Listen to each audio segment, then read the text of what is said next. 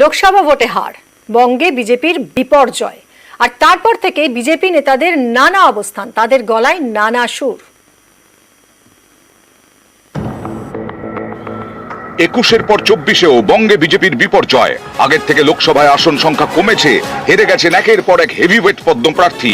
হারের পরেই বিজেপি নেতাদের নানা অবস্থান, এক এক নেতার গলায় এক এক রকমের সুর। যেমন দিলীপ ঘোষ ভোটে হেরেই নেতৃত্বকে নিশানা করতে থাকেন, কিন্তু গত কয়েকদিন ধরে একেবারে স্পিকটি নট।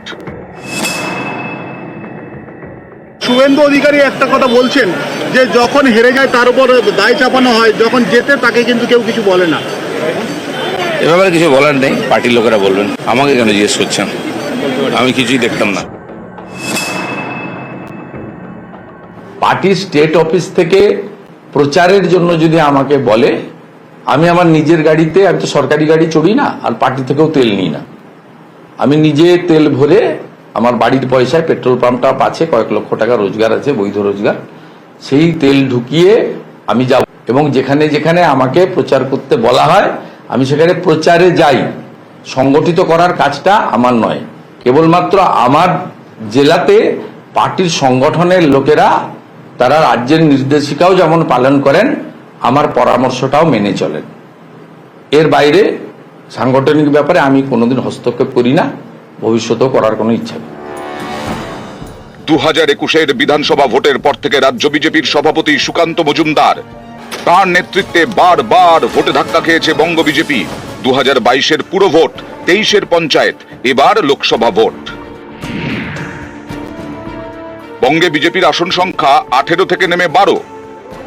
সুকান্ত মজুমদার নিজে অবশ্য ভোটে জিতেছেন, কেন্দ্রীয় মন্ত্রীও হয়েছেন, ফলে এবার বাংলায় বিজেপির নতুন রাজ্য সভাপতি।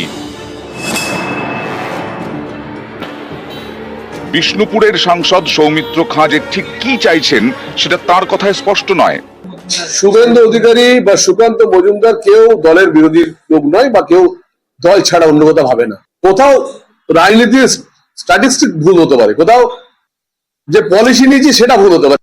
শুভেন্দু অধিকারীকেও আমাদের চাই, সুকান্ত মজুমদারকেও চাই, দিলীপ ঘোষকেও চাই, সৌমিত্র খাঁকেও চাই, সবাইকেই চাই, কারণ আমরা একত্রিত হয়ে আবার নামতে হবে। প্রত্যেকেই সাবধানী, কেউই হারের দায় নিজের কাঁধে নিতে রাজি নন। আমি ভারতীয় জনতা পার্টি করি, তাতে সবাই আমাকে পুরস্কার দেয় না, কেউ তিরস্কারও দিতে পারেন, তির্যক মন্তব্য করতে পারেন।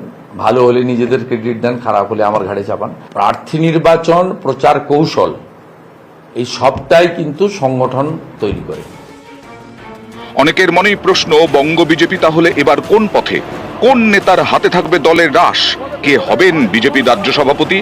এমন কেউ কি যিনি জিতলে নিজের ঢাক নিজে পেটাবেন না, কিন্তু দল হারলে দায় নেবেন? নিউজ 18 বাংলা।